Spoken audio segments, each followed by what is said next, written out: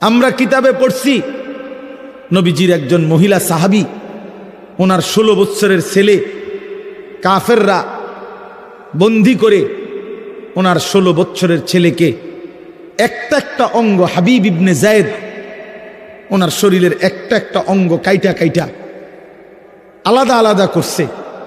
এরপরে বুটি বুটি করে পিস পিস করে গোশতের টুকরার মতো কইরা এরপরে আগুনে পুরাইয়া ছাই করে ফেলছে।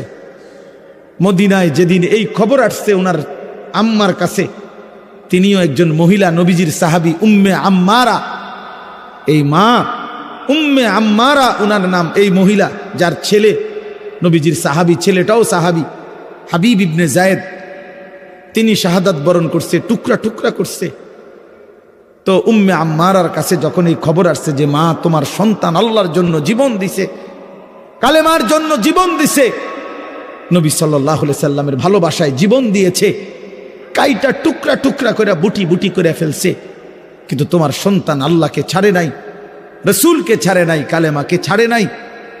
খোদার কসম, তখন আমরা কিতাবে স্পষ্ট পড়ছি, উর্দু কিতাবে, ওই মা চিৎকার করে বলছে, মদিনাবাসী লিহাযাল ইয়াউমা আরদাতুহু, এমন একটি দিনের জন্যই আমি আমার সন্তানকে বুকের দুধ খাওয়াইছি। সন্তান আমার দুধের হক আদায় করছে, সন্তান আমার 2 বছরের দুধের হক আদায় করছে। আমার স্বপ্ন ছিল, আমার আশা ছিল আমার পবিত্র সন্তান আল্লাহর জন্য জান দিবে, আর আমার সন্তান আল্লাহর জন্য জান দিছে।